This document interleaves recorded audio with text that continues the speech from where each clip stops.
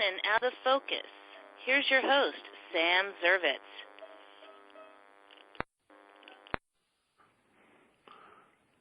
Hello again, this is Sam Zervitz in and out of focus, and thank you, Tally Olson. Today's subject is, and it couldn't come at a better time actually, it's timed, it's almost as if the universe is acknowledging this. It's about sports, it's about Baltimore sports. I'm a Baltimore guy. I'm a sports guy for the day anyway, and all things are, and this is the time of the year for sports nuts, for sports aficionados, for people like me, for anybody who's having a calendar experience with it, to go for it, to acknowledge it, because it's the time when baseball, basketball, and football, maybe the only time of the year, when the three major sports collide. And they're out there, of course, fighting for your attention, fighting for your discretionary ticket dollar, fighting for every fan they can get, because there are three of them, and there's only one of you. But here it is, and you can look at it for what it is. It's the fifth week of the NFL season. Basketball's about to begin. College basketball's right around the corner. You've got the playoffs winding down. The second season of baseball going into their 190. I guess they're going into counting exhibition games in the spring. They're probably playing into their 200th game. And what we've got left is the Dodgers and the Cubs, and the Indians and the Blue Jays in the American League, the Dodgers and the Cubs in the National League, to determine who goes into the World Series, which will go into November, which will be into the halfway point of the NFL season, which will be into the first quarter, probably, of the NBA season. And is it enough? Is it too much? Are we oversaturated by this scheduling? And it seems like when previously we had seasons for sports, now most major sports, and I call it, blame it on the greedy old owners, but most major sports are pretty much 10 months into the entire year. When do they get off anymore? You got to wonder about that. But here we are, where they're all maybe the only time in the year they're all crossing each other. And it's kind of a classic time, and especially, I guess, for sports fans who don't really care whether it's the 200th game or the first game.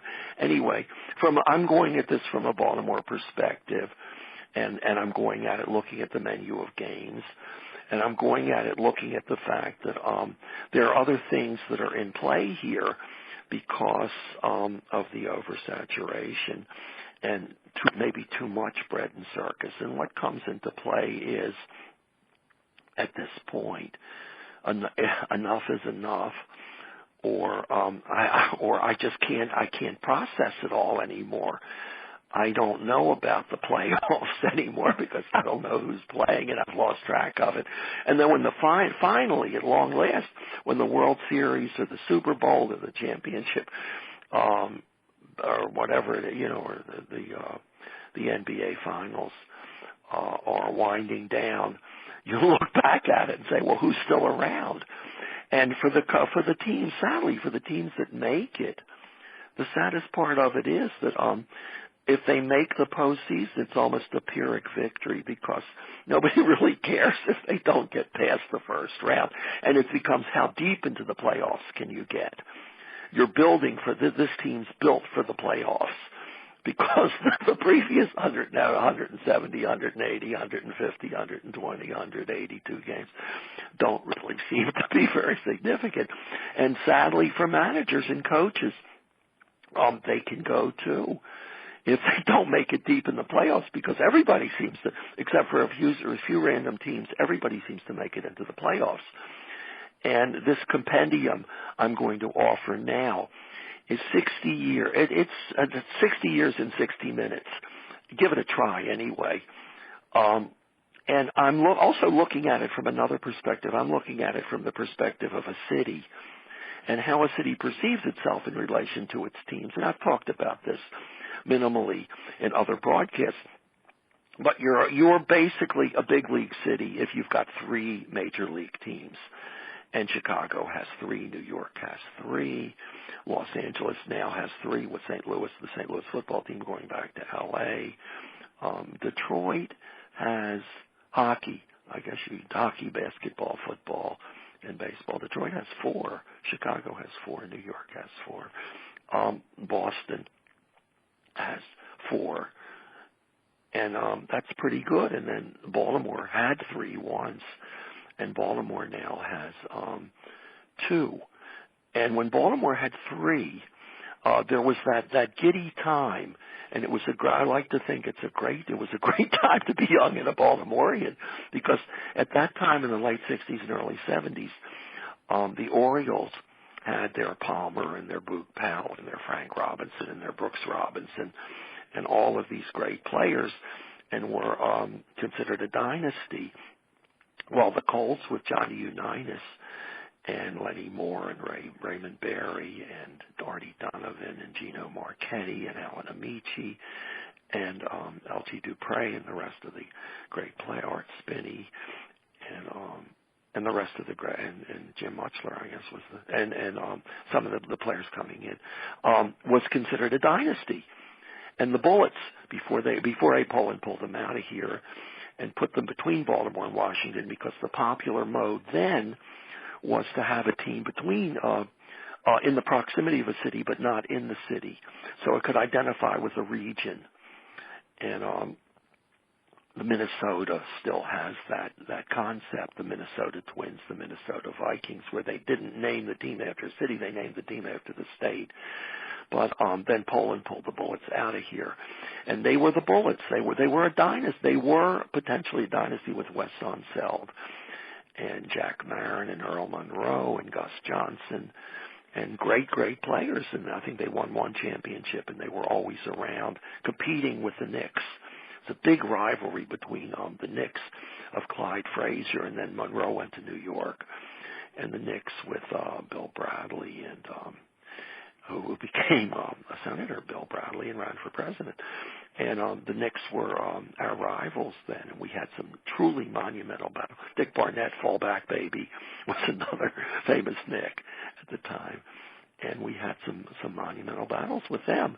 But Baltimore's 3 great pro teams, I remember, and I was in my 20s, and they were all championship caliber, and took a lot of pride in those teams because there wasn't much else going on in the city but them.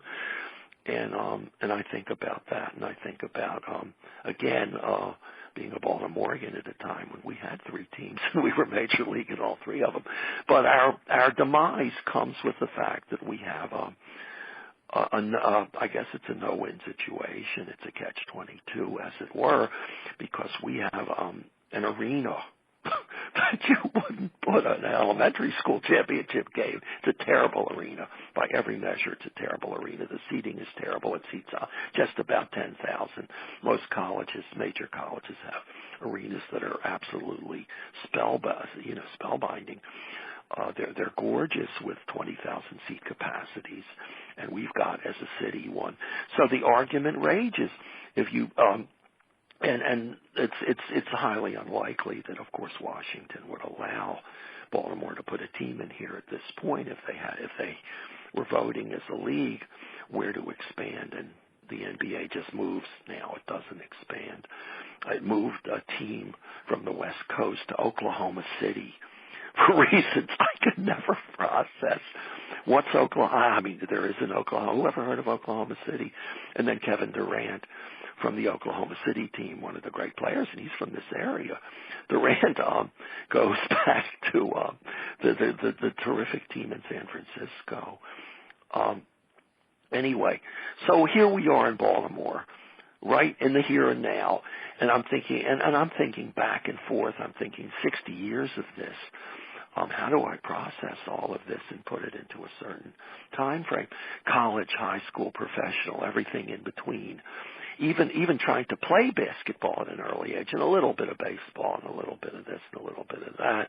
But call me a watcher, call me a recorder, call me a human camera, Call me somebody on the alert for the unusual, the absurd, the memorable, the historical, the never seen before, the stuff of legend. Call me all of these, the unexpected within the traditional anticipated. And sports, call me somebody who sees sports as an infinity of mirrors in a traditional setting where you know what to expect, and and then something else happens, and you've got announcers gushing. Well, I've been following this sport for 46 years, and I've never seen anything like that. There's always something new. And there is something new, and I actually saw it with a football game this past week, and I'll talk about that later. But anyway, the worst of the worst. Baltimore history, the worst of the worst. And here it goes. And it was in the late 1980s, I guess. Was it 1988, 1989? The Orioles opened with 21 straight losses, and it might have been, I'm sure it was some kind of a record. But what happened amazingly was, and I think some lesser known sports radio broadcaster, I'm not sure, I forgot about him. He'd been around for a while, and he even started his own station at one point. I don't know where he went, but he came up with a celebration for game 22 after they lost 21 straight games. He wanted to celebrate. So there was some sort of an Oriole Day, and they actually won game 22. But the 21 losses cost us dearly because Cal Ripken Sr., the manager, was fired, and Cal Ripken Jr., the shortstop, was very unhappy about his father being fired, and Billy Ripken, the brother of Cal, who was at second at the time, was not happy with that either. So it was a season with a real din over it, din to be heard by people who couldn't figure out how we were breaking up the family in a sense, and I think there were other more equally not 21 straight losses, but other bits and pieces of our history where we fragmented for similar reasons. Except we never had three. I mean, I remember Sports Illustrated came out with a team prior to an issue prior to the season where they were talking about the uniqueness of having a manager and two sons on the same team. And then, of course, in the sports misery department, if you want to go with the sports misery departments, there were the early Colt teams. The Colts came from Dallas in 1954, and we had Fred Ink as the quarterback, and it was always 3rd and 30, and George Taliaferro was the halfback. Jack Bighead was the end, and whoever heard of these guys?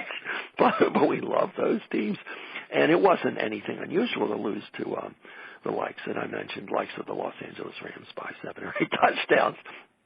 And I did, and I know I've reflected on this too, because I think I told you about how Skeets Quinlan from the Rams, on one of those missing end plays where he hit on the sideline, came out and caught an 80-yard pass on the first play.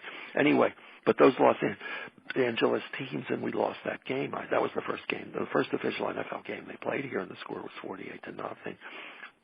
And I was there. I was a very young child. My father took me to the game. And we lost 48-0. There's Quinlan running down the field, and nobody even knows he's in the game because he was hiding on the sidelines. And then they changed the sideline rule where you couldn't line up your players on the sideline and hide somebody in there and then sneak them onto the field when nobody's watching them. But that team, that powerhouse LA team, with two quarterbacks, the likes of Bob Waterfield and Norman Van Brocklin, and ends like Elroy, and pass-catching wizards like Elroy Hirsch and Tom Fears, and on the defense, Deacon Dan Taller and Merlin Olsen. These are all Hall of Famers, and they were loaded. I mean, they were really loaded. And I think one year in a 14-game season, when the Colts got good, the Colts were 13-1 and didn't make it to the championship because the Rams, I think, they didn't go under. The Rams may have gone 13 in a tie. So the Rams beat the Colts out by the tie and went to the championship, and the Colts went home. And then University of Maryland. I've been a University of Maryland fan, and I've mentioned this previously, since the late 40s into the early 50s. But what I lament now, And what I've never publicly lamented, no one the heck cares at this point, the Maryland defected to the Big Ten from the Atlantic Coast Conference. And I love the Atlantic Coast Conference, but there was more money in the Big Ten, maybe more national attention in the Big Ten. It's a football conference. It would have it pretty much forced the university to become, and it's okay now, and it will become competitive in Big Ten football, which is second only to the Southeastern Conference in football. But the ACC had it all over the Big Ten, and I thought in basketball. And the Big Ten basketball teams are muscle teams, and the ACC teams, of course, are finesse teams. I miss the ACC. I miss the historic rivalries. It isn't the same when the Michigan schools are playing Maryland as it was when the Carolina schools were playing Maryland. I mean, those were legendary. And all manner of great classic games came out of that. And I don't anticipate classic Big Ten games against Maryland. And one of the things that comes to mind in thinking about this, Boomer Esiason he does something on the radio. He's on TV everywhere. He does all kinds of TV appearances. And he's a very, very good, very knowledgeable, very thoughtful, very thought-provoking, and a TV commentator. And I really like Boomer Esiason, but I don't remember Boomer Esiason as a TV type. I don't remember Boomer Esiason as a Cincinnati Bengal. I remember Boomer Esiason as a very good Maryland quarterback. And I had a 6 degrees of separation with that I'm eternally grateful I survived it. And back in that era, when Boomer was the quarterback, Maryland had a tight end, a terrific tight end, a huge guy, who starred with the Cleveland Browns later. And I guess he was a campus hero too. I never saw him, I never met him. But anyway, I was taking a summer course in College Park at the University of Maryland, and the way you got back and forth, I didn't stay over, the way you got back and forth was on Greyhound buses. and I was going back at the end of the weekend, I guess to get to Monday class, and I don't remember the details of that, except that the bus was packed. A lot of people were coming and going from College Park back to Baltimore, and from Baltimore back to College Park on these Greyhound buses. It was the only transportation in and out. And they went through a half a day. It must have been an hour and a half, 2 hour trip, because they stopped in every little hamlet along the way. So I'm on the bus, packed in, and I'm squeezed into a seat next to a really pretty woman. I mean, gorgeous woman. I mean, really striking. And we're talking. We're sitting next to each other, and we're talking. And by the end of the trip, I'm thinking, I'm in love. I'm enamored. I'm 20. I'm 19, 20. And so I asked for her phone number. I was innocent. I just said, can I call you, something like that? And nothing ventured, nothing gains. And then she tells me, as we're getting off the bus, she says, she's the wife of that football player, the tight end, the tight end that's going to the NFL. And I figure if this guy's waiting for her, I'm a dead man. and fortunately, he wasn't. And I got off the bus, and I never thought about it again until now. But it was one of those trips, back and forth from College Park to Baltimore, from Baltimore to College Park, that absolutely stays in your mind. And I can still see her sitting next to me, and me thinking, wow, yeah, I've died and gone to heaven. Anyway, I'm concentrating here on basketball, football, and baseball. Oh, excuse me. To the exclusion of lacrosse and soccer. And I should mention, and I've mentioned previously here about lacrosse, that we actually had Jimmy Brown in here as a Syracuse lacrosse player, and we went to an all-star game at Hopkins where Jimmy Brown was put in for 5 minutes, scored 8 goals, just knocking people out of the way, and then they pulled him. And Jimmy Brown may have been the greatest lacrosse player who ever lived, but that doesn't get as much attention. And here, the lacrosse players at the schools like St. Paul and Boys Latin and Gilman and Friends would use lacrosse almost as an exercise, a training exercise. I mean, they got lacrosse sticks, and they were in shape year round, and they had lacrosse sticks since they were 3 years old, with little lacrosse sticks, I guess. Anyway, So, but we actually had here, and I never followed it. I never cared much about it. We had high school ice hockey. I know today women play field hockey, and I think I'm pretty sure it's an Olympic sport.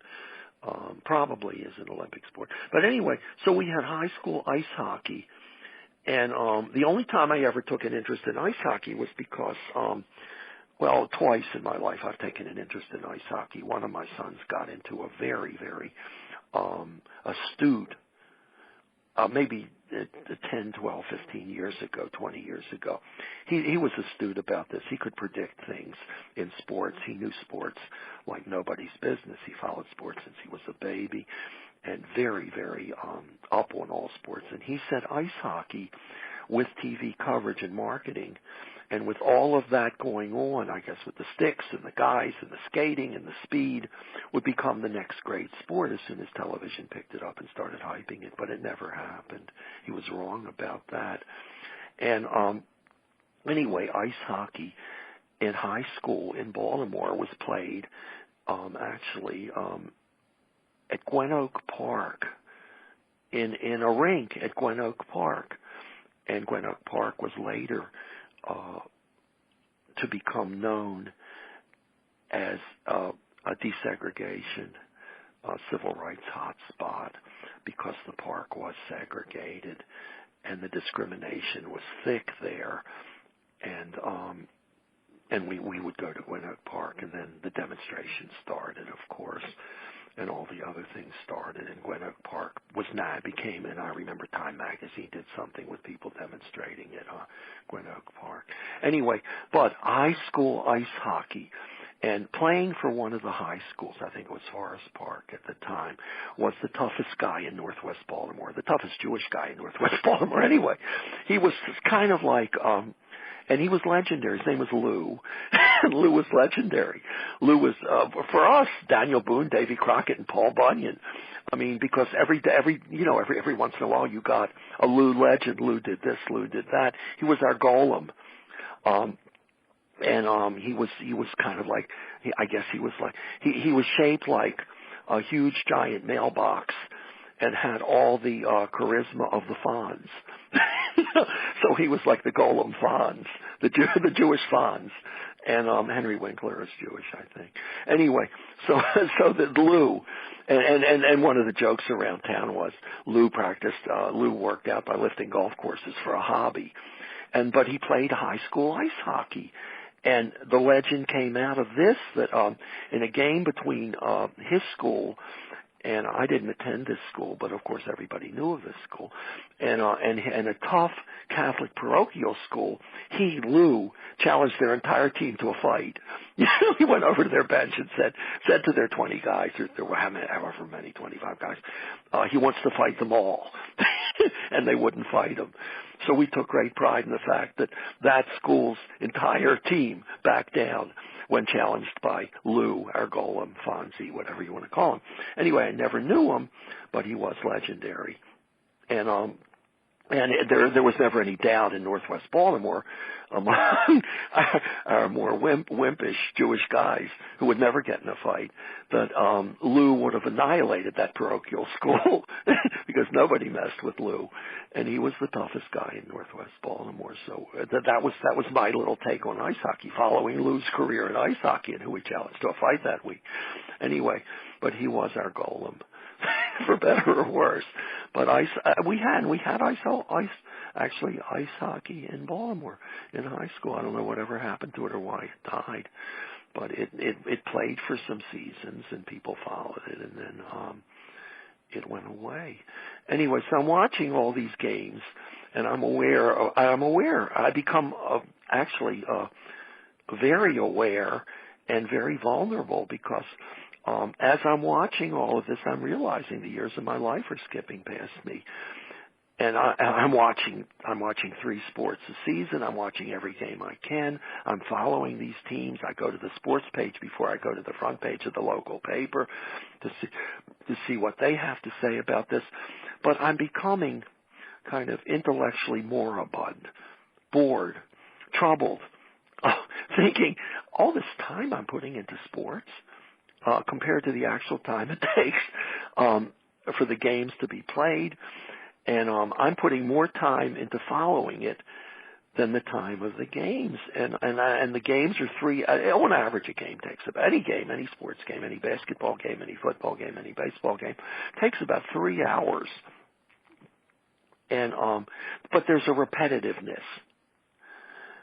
And there's a boredom where you shut down for a while because nothing much is happening right now, and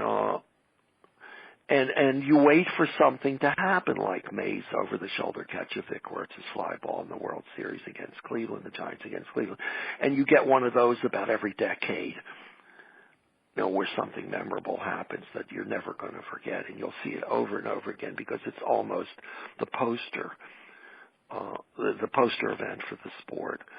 And things I remember, Raven game against Washington. And look, something new. And the Raven game against Washington the past Sunday, the Ravens lost. And I don't know how much better Washington is than the Ravens. Washington isn't very good either, the Redskins.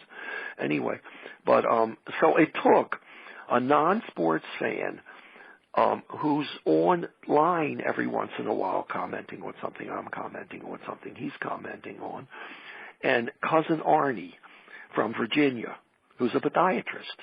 And he explains what I didn't understand in this last football game that I've never seen before.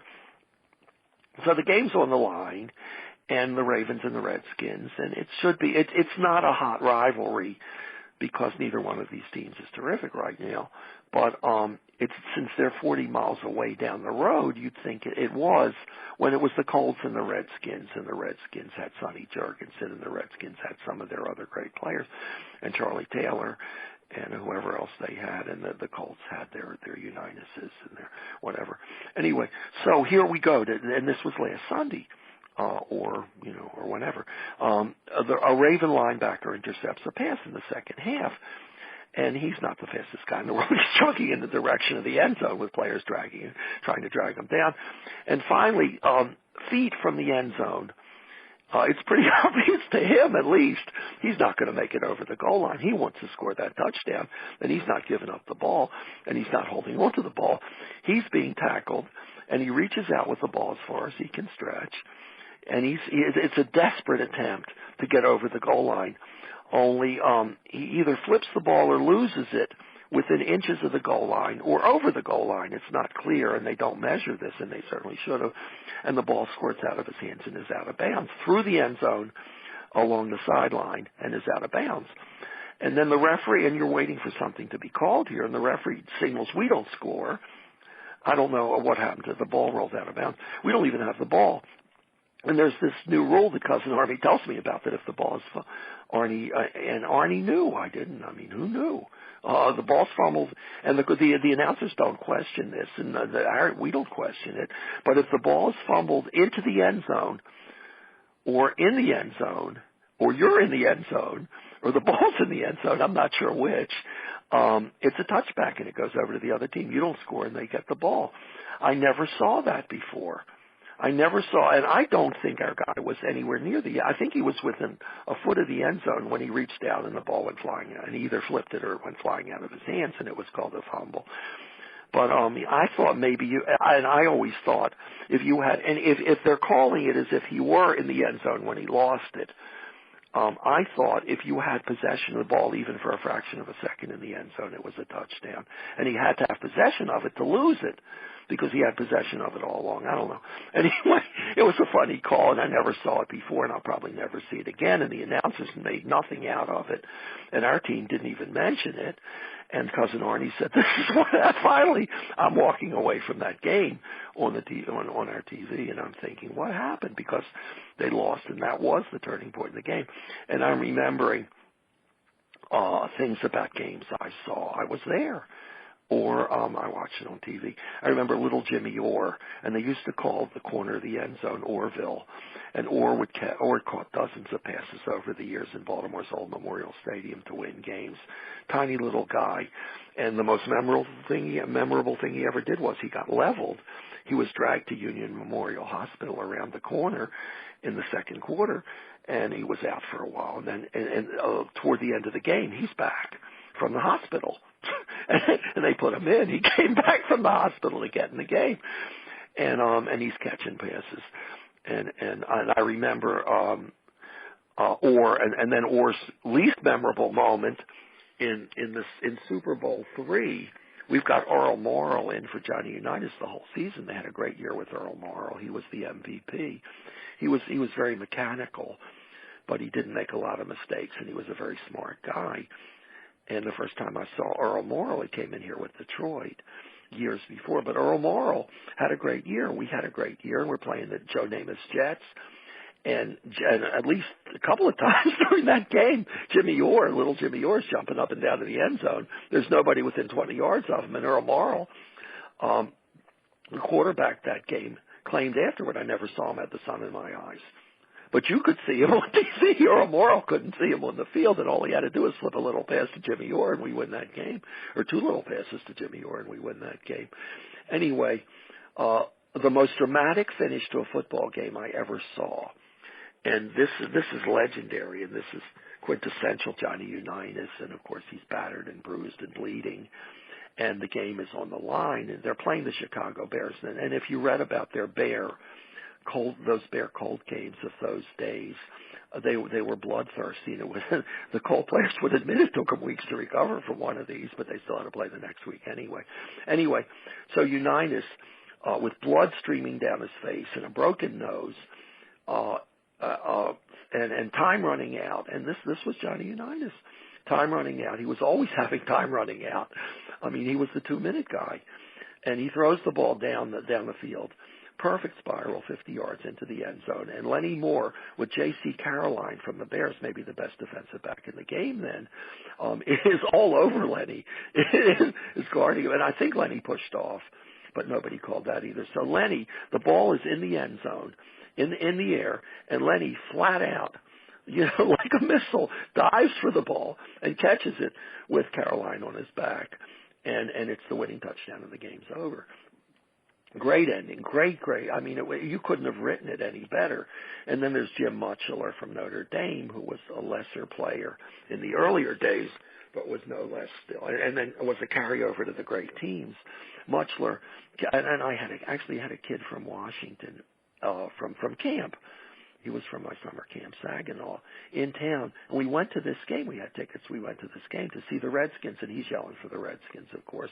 And he's being threatened by the fans around us. And we were, 11, 12, 13 years old. And that camp, and I've mentioned that camp because they brought Will Chamberlain in from Overbrook High School. The camp was in Pennsylvania near, I forgot where. Anyway, so I haven't seen this kid since 1955, and I recall he wasn't a great athlete. His name was Phil, and he loved sports and he wanted to be around sports. And I hadn't seen him since 1955. But I'm watching a Maryland tournament game at the arena in D.C. I guess it's the what do they call it? The phone box in D.C. and the Maryland basketball team. It's one of those early season charitable things, where usually it has Georgetown, it has a team from the West, it has a team you never heard of, those kind of things, and they have 4 teams in or 6 teams in, whatever it is. And there's a group, charitable group, sponsoring the game, and Phil is mentioned as part of the charity, and then it turns out he's also got I don't know what he does. I'm sure he doesn't do this for a living. Maybe a lawyer or something, but he does the PA announcing, and he got his wish. He's in sports. He's not an announcer. He's a PA announcer for Maryland games, and I wanted to go to a Maryland game just to say. I've always wanted to go to a Maryland game and see if he's still there and just say hello. This was 4 or 5 years ago when I turned it on, and I remember he was a very, very smart guy. And after he got threatened by the Colt fans at the Redskin game, I never saw him again. He was a nice kid, and he was one of those people you wish the best for. Anyway, and then there was another great Colt game, a memorable Colt game where they came from 3 touchdowns back at the end of the game in the second half. In the second half. To win the game. They were down maybe 28-0, and they came back to win it. It was one of the great comebacks ever. and Raymond Berry never dropped a pass. Lenny Moore was one of the greatest running backs and receivers you ever saw. And in one of these games, they even pulled him out and put him on defense at the end and stuck him on the goal line because the other team had to make a Hail Mary pass to win. And the pass came down the field, and Lenny was there to bat it down. And I remember that. And that was the only time maybe Lenny ever played defense. And I remember Chuck Thompson, one of the great announcers. And you grew up with Chuck Thompson's voice because nobody did football better on radio than Chuck Thompson. And I think we were driving around, and there's Chuck Thompson describing the game. And he's describing Lenny Moore, and it's miraculous. Lenny Moore runs 29 yards backward into the end zone, a miraculous TV sprint. And nobody ever did play-by-plays. The play-by-play of football games better than Chuck Thompson. And Chuck Thompson, and I think I've mentioned this before because you never forget it. If you grew up with Chuck Thompson, you never forgot. If something good happened, Chuck Thompson would yell to the microphone, "Ain't the beer cold?" And at the end of the game, if we won, Chuck Thompson would yell into the microphone, "Go to war, Miss Agnes." And this lives on in my memory. And, of course, you can hear this. Everybody in Baltimore can hear that voice. Everybody who ever grew up with sports in Baltimore could hear that voice. And then there was the game with the Giants in 1958, the championship game that brought pro football into the modern era through TV. And the point spread was 3. and there was that game, and we all watched it. And probably 1 million people said they were in New York from Baltimore to see it. And the rumor was, and the rumor still prevails, that the owner of our team bet the point spread, and the point spread was 3. The Colts had to win by more than 3 to win that, to beat the point spread. So there we are, and we've got Jimmy O'Brien, I guess, is the kicker. O'Brien, was it O'Brien? Anyway, kicks a field goal to tie it up and put the game into overtime just as the clock winds down. And it's a 15 or 20. And then they've got the ball. The Colts are driving in the overtime, and they've got the ball going down the field, and they're on the Giant 8-yard line. And you expect them to kick a field goal in the championship, but instead Unitas throws a pass to Mutchler along the sidelines to the 3. And then on the next play, Alan Amici, their fullback from Wisconsin, great player. He didn't play that long, but great player, pounds the ball in for the winning score. And most of the national news services have the picture of Amici coming through the hole and scoring the winning touchdown. And Amici and Gino Marchetti made the game-saving tackle on Frank Gifford because there would have been a first down, and then the Giants would have run out the clock, and we'd have never gotten the ball back and made that field goal to tie it. And Gifford, to his dying days, said that he made that first down. But in the confusion, when Marchetti had a broken leg and they stopped play to check on Marchetti's injury, Marchetti never left the field with his broken leg. He lay on the sidelines and watched this. But they were checking it out. And then when they came back, they didn't have the field markers they have now. And when they came back, Gifford claimed that they gave the Colts the break and took the first down away. And that was Gifford. And that was the history of that time. But in the meantime, we had to win by more than 3. Unitas passes from the 8-yard line to the 3-yard line before Amici runs it in. And when everybody's asking Unitas, why did you pass when you had a 15-yard field goal that was dead on? He said, because I knew I could complete it. And then everybody speculated, of course, that the owner would have lost his bet if they didn't win by more than 3. And then, of course, the game 10 years later against Joe Namath's Jets, when the powerhouse Colts team lost, and Namath was bragging, we'll beat these guys, but there was no way they could beat these guys. And this was the game I mentioned earlier where Earl Morrow kept missing Jimmy Orr in the end zone and throwing interceptions over the middle of the field. And I never liked Joe Namath. I have to say, I was never a Joe Namath fan when he wore his mink coats, when he had his bars, his suspensions, his girls, his suspect connections with questionable types. I never liked. I guess I didn't like him because he really ran against the grain. He was pompous. He was brass. He was a braggart. He was unpleasant. 6 girls on each arm. And then I think what did it for me was, and I thought it was a vulgar commercial, where he's selling women's nylon hose and he's showing off his legs with women's nylon hose on them. And I could never figure out what women would want nylon hose because Joe Namath is wearing them. And then, of course, things that you remember because we're Eastern Seaboard and up the coast a bit. There's Doug Flutie throwing his Hail Mary pass for Boston College. I remember Ernie Davis from Syracuse in the movie, the Express about Ernie Davis, great movie. And I remember O.J. Simpson played for Buffalo, and they came here, and their quarterback was Jack Kemp, who was a congressman, and I think he may have been a vice presidential nominee at the time. And this was pre-TV history. And then Lombardi's Packers came in here with Bart Starr and Jim Taylor and Paul Hornung and Boyd Dowler. And Chuck Noll Steelers came in here with Terry Bradshaw and Franco Harris and Lynn Swann. The great San Francisco teams came in, and George Halas's Bears, the monsters of the Midway, and nobody, except maybe Lenny Moore, was on a par with them. Nobody was better than Gale Sayers for half a dozen seasons before he was injured and out. And then came the Brian Piccolo movie. And then, of course, Unitas is great, late 50s and early 60s teams, all coming through Baltimore, and all bringing about consummate sadness if we lost, and euphoric delight if we win. And baseball, with Frank Robinson coming from Cincy and hitting the ball out of Memorial Stadium. Nobody ever hit the ball out of Memorial Stadium. He hit it over the left field bleachers and out into the parking lot. And then Frank Robinson, in that season, he was only here for a few years, in that season or the next, leaping into the low right field stands in New York's old Babe Ruth Stadium and into the bleachers, into the crowd, and fighting with them over a fly ball.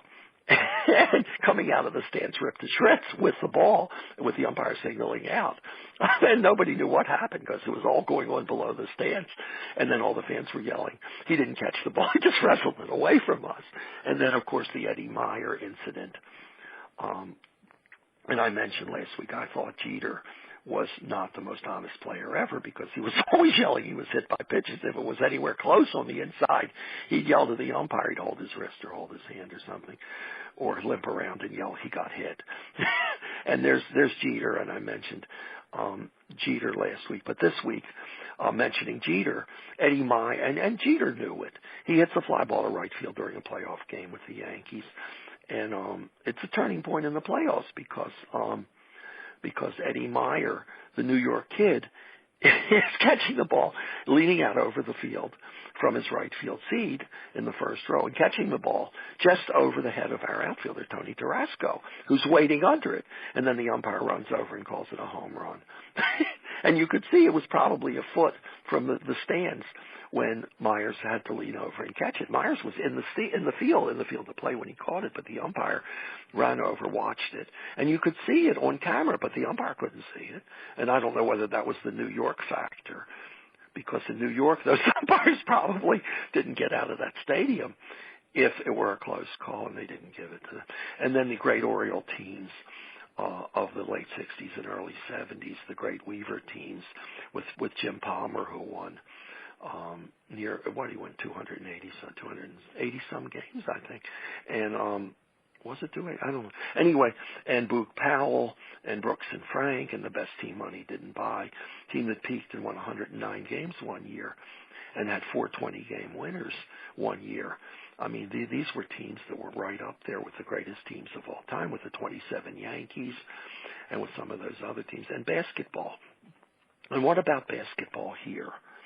And remembering basketball here, and the Bullets, then the Washington Wizards, and Wes Unseld, Earl Monroe, Jack Marin, Kevin Loughery, Bobby Dandridge, and our only championship was won here, and I think they played a West Coast team for the championship, and those were wonderful times for the Bullets. And then at the end, when Michael Jordan came in here for a couple of seasons and put up some Jordan-like numbers, in a few of those games he was Jordan again, and he would get his 40 or 50. And I think he did it in back-to-back games.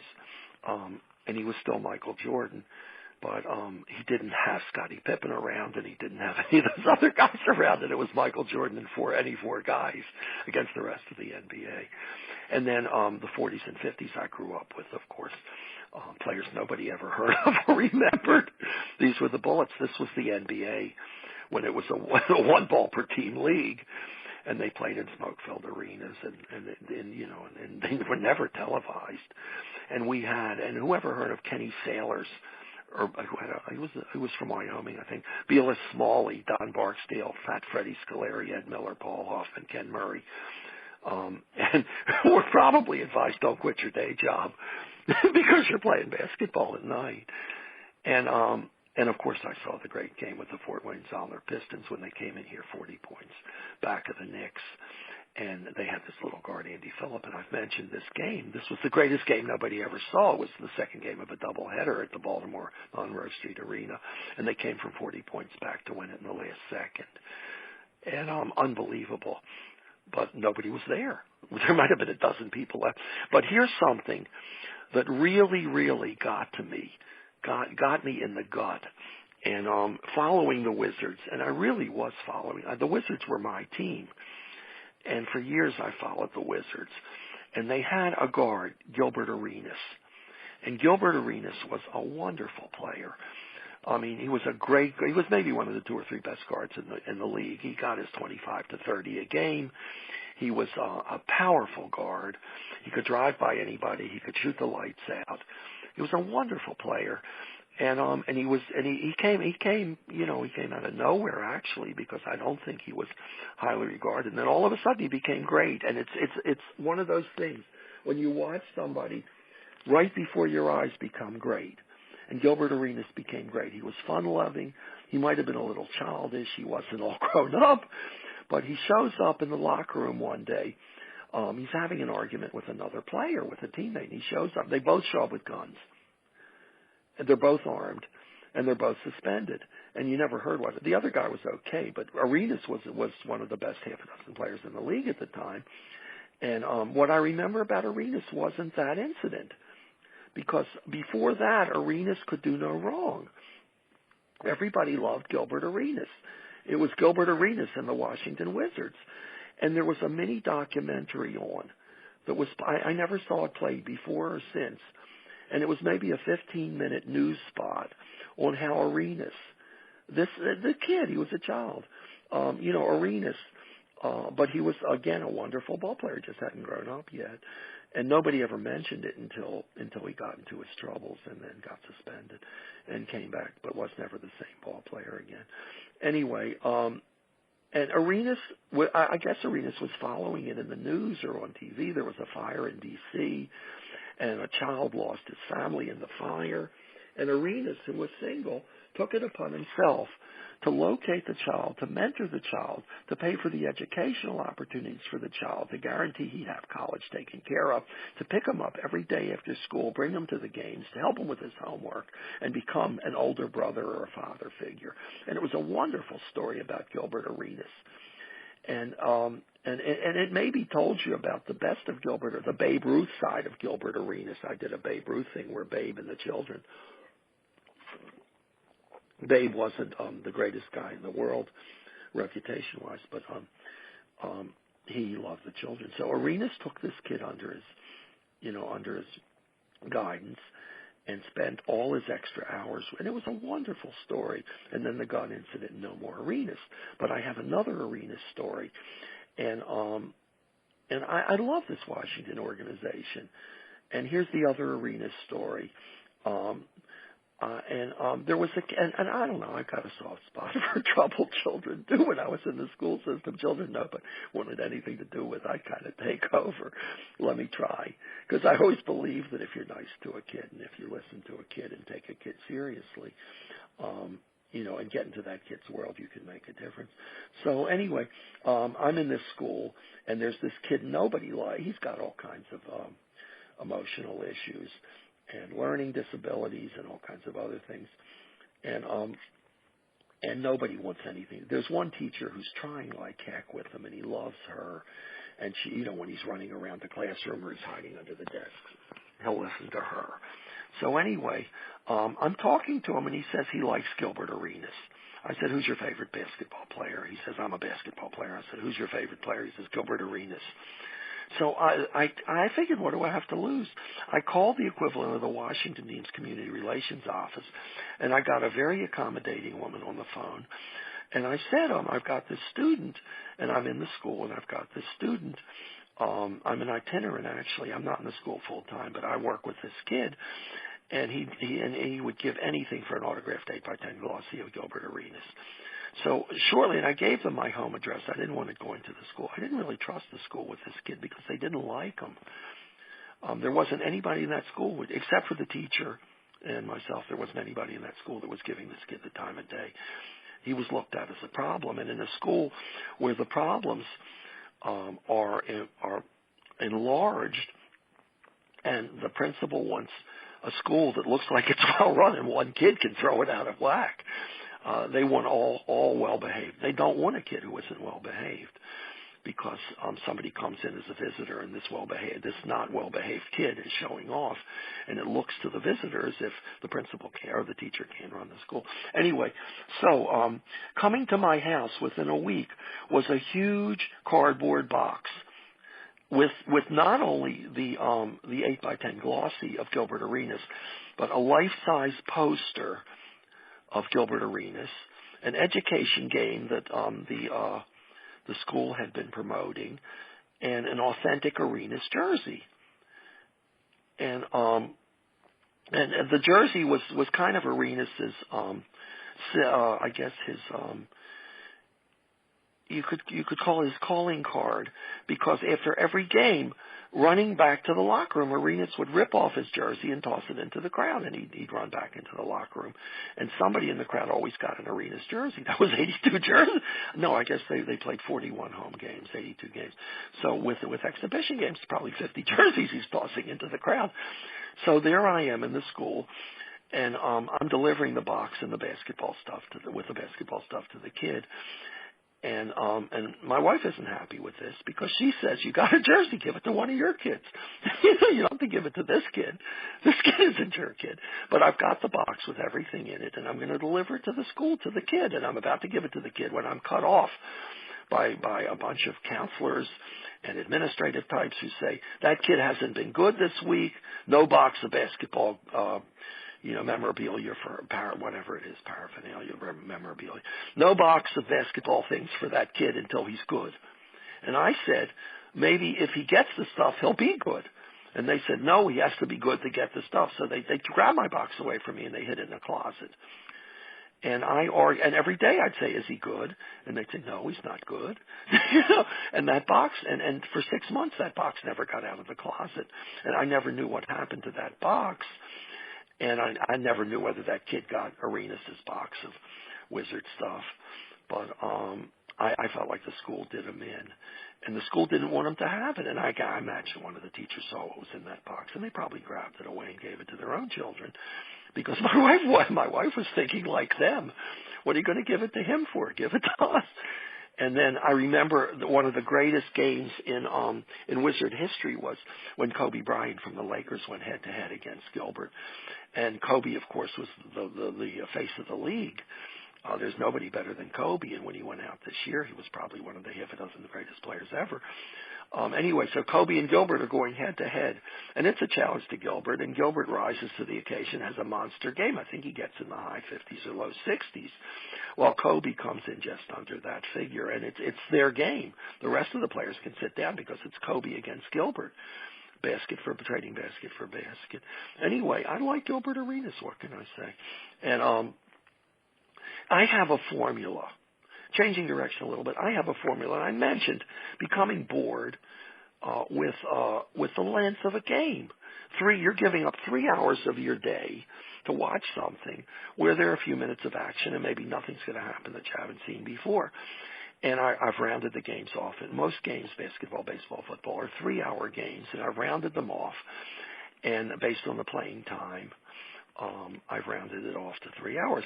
But I've also heard and read that during the course of a baseball game, during that 3 hours, the ball is actually in play 7 minutes. And what you get is the catcher visits the pitcher, the pitching coach visits the pitcher, the manager visits the pitcher, the infielders visit the pitcher. There's a change of pitchers. Batters are out of the batter's box. Pitchers are out off the pitcher's mound. Aches, sprains, hit by pitches, sorted injuries, between inning breaks, 7th inning stretch, strolling around the bases after a home run, timeout for a challenge. When the umpires got back in New York, a report on what New York saw. All of this takes 98% of the game time, while 7 minutes of it, 7 3-hours worth. You can do the math. 7 3-hours worth is when the ball's in play, and that's why maybe a younger audience likes football, because there's more urgency and hurry up. But you still get in that a few hurried minutes of action in the 3-hour commitment to watch it, because in between their huddles, timeouts, injury breaks, halftime breaks, challenges, fights to be broken up, penalties, and all kinds of things that are the larger part of the 3 hours. And basketball, the clock stops in basketball. There are timeouts, injuries, foul shots, halftime, quarter breaks, challenges. And in that 3-hour time span, you're looking at barely a few minutes of action, too. So what is the best sport you can ever get that hardly anybody ever watches, that gives you more bang for your time, more bang for your buck, more bang for your time? And I used to attend, and I attended maybe a half a dozen of these, and they're indoor soccer. Baltimore has indoor soccer. Very few people know about it, and I don't know what it's all about. But indoor soccer, where there's no out of bounds, they seem to be playing straight through, like it's like a pinball machine. They're playing straight through. The ball bounces off walls. The halftime break is minuscule, and it never seems to stop. And I look at the clock walking out of there, and I've been in that arena maybe an hour, and the game's over. And that to me, and it was probably, for that hour I was in there, it was probably 45 minutes of continuous action, as compared to 3 hours of baseball fan time measured in 7 minutes of action.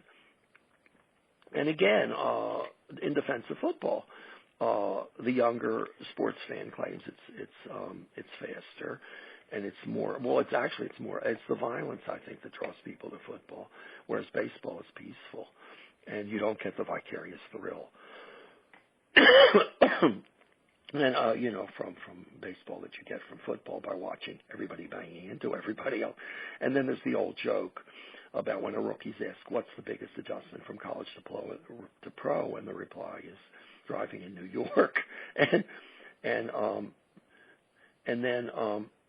And then of course I'm talking about the overlap when football, basketball, and baseball are played at the same time.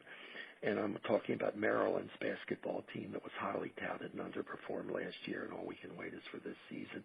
But again, I'm not as enamored by the Big Ten as I was from the ACC. I mean, I don't know. There isn't a Big Ten game that gets me the way Maryland and Duke used to grab you. I mean, you'd wait all week for Maryland and Duke or Maryland and North Carolina. It's not the same. I'm sorry. You can say it. And obviously they jumped for the money, because there was a lot more money in it in the Big Ten for some reason. But I remember Dean Smith in North Carolina, Lefty and Gary, our coaches, Jimmy Valvano in North Carolina State, Coach K and the Dukies, and everything. And it was an event. But what I remember also, I remember Muggsy Bogues. You never forget. Muggsy Bogues came out of Baltimore and Dunbar High School. He was all a 5'3". And Dunbar had a storied program. And 4 of their players on that Dunbar High School team won a national championship. And they all played in college, and they all made the NBA. And it was something unheard of. And I was an administrator in the school system then.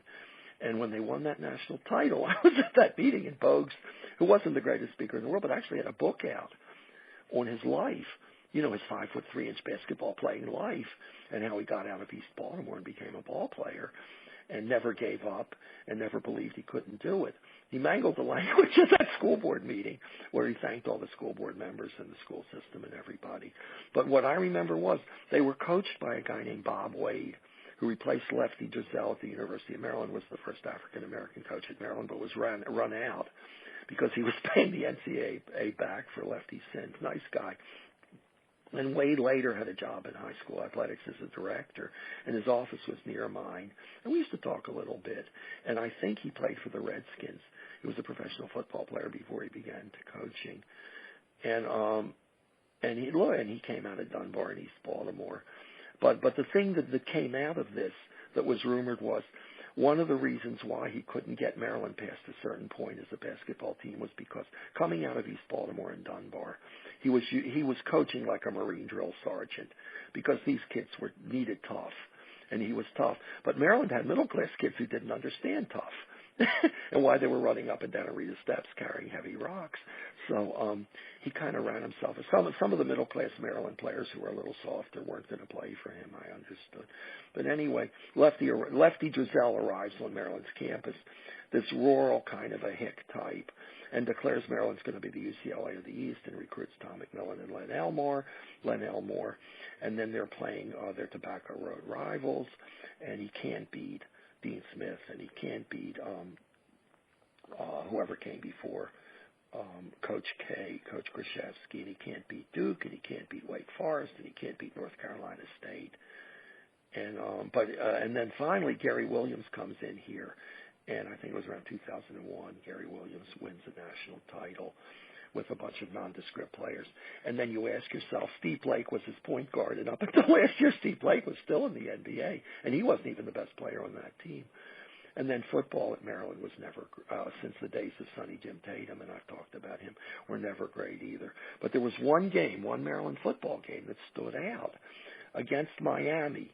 And this is the game they always show as a classic college game. Maryland must have been behind by 30 points in the second half, and the quarterback was Frank Reich, who was later a good NFL backup. And Frank Reich makes the most dramatic comeback in college football history in Maryland. And both teams score well into 40 points, but Maryland puts up 40-some points in the second half and wins that game. And here they come. They're down 30-something to nothing. Then it's 7, then it's 14, then it's 21, then it's 28. And all of a sudden, Maryland is catching them. And it just doesn't happen that way.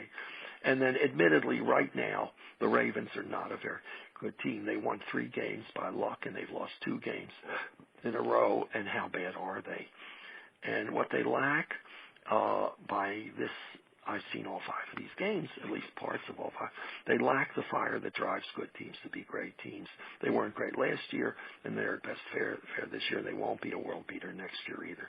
So the city of Baltimore becomes very solemn from week to week when the Ravens are bad. And then, of course, the Orioles got taken out of the playoffs. The playoff game to get into the playoffs. The Orioles never got past Toronto in that game, so people are going to be a little sad about that, waiting until next year. And then Pittsburgh was the Ravens' rival. It was the hottest rivalry in sports for the better part of a decade, when the Ravens were wonderful and Pittsburgh was wonderful. And it was one of the most competitive rivalries anywhere.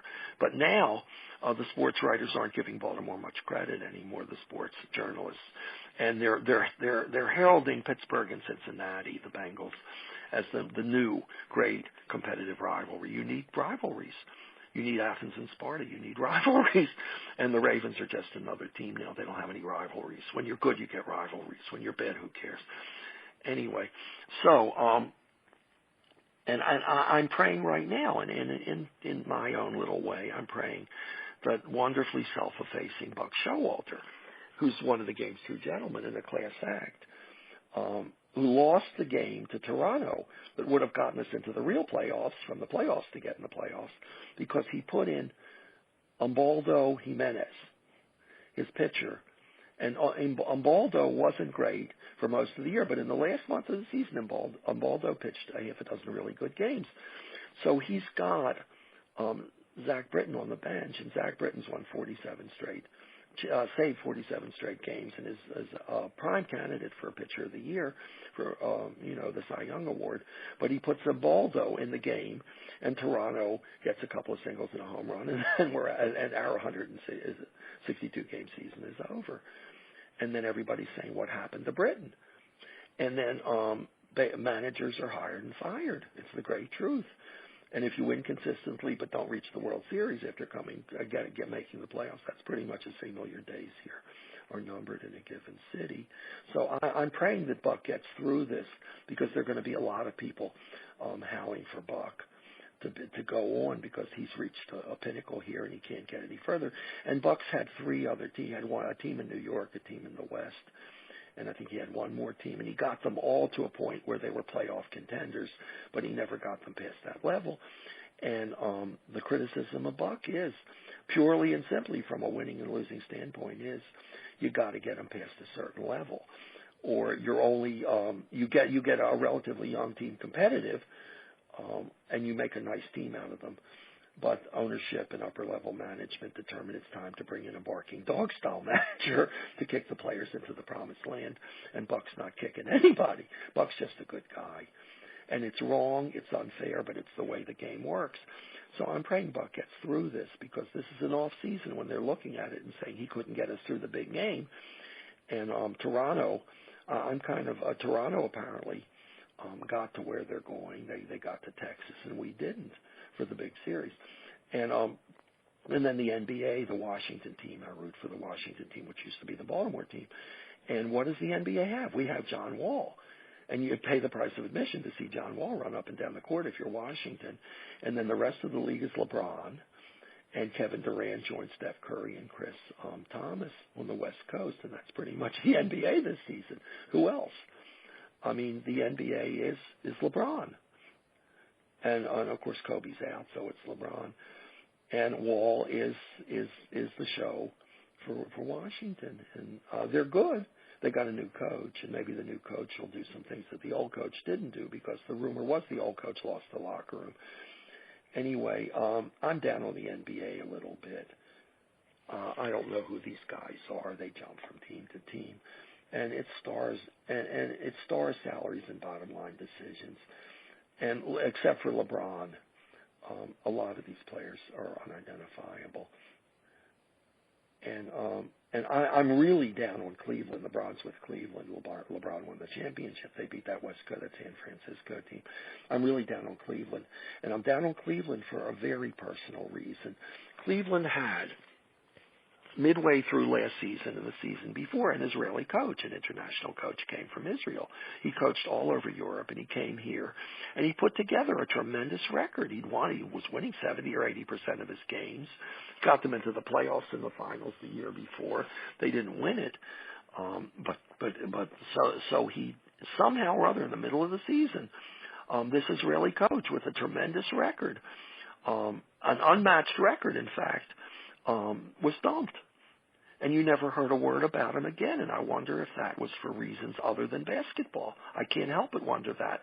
Because a coach who's winning 70 or 80% of his games, you'd think somebody would pick him up.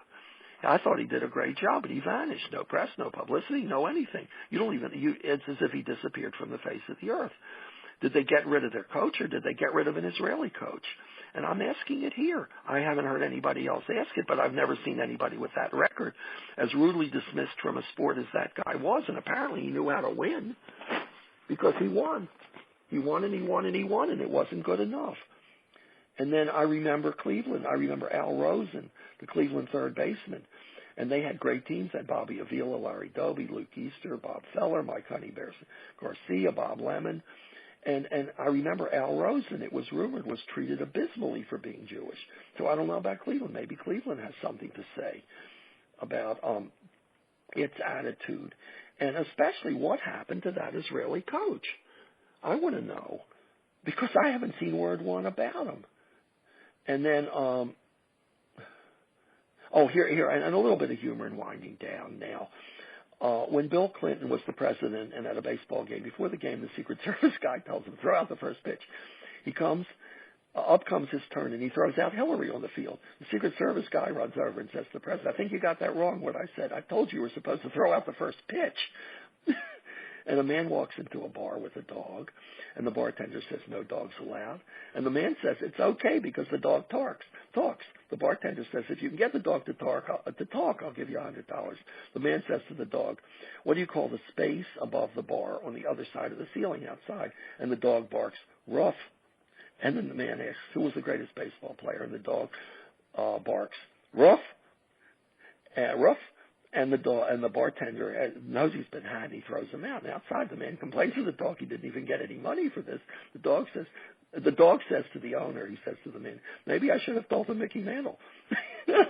And then this is a good one. A Scotsman watching his first baseball game, not having a clue how it works, becomes excited at it and screams and cheers, and when everybody else screams and cheers. And when one of the players on the team gets a hit and he's running hard to first and around first, the Scotsman yells, run, laddie, run, you bastard." And the next batter gets a hit, and the fans cheering away. The Scotsman says again, "Run, laddie, run, you bastard." And the third batter walks to load the bases, and the Scotsman yelling, "Run, laddie, run, you bastard." And a fan nearby says to the Scotsman, "He can't run, he just walked. He's got 4 balls." And the Scotsman screams and yells, "Walk with pride, laddie, walk with pride."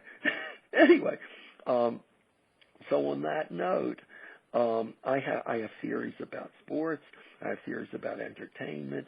I have a theory here that I've been working on, that as our society is more and more troubled, we more and more turn to sports in record numbers. And during the 30s and 40s, we loved baseball in the movies.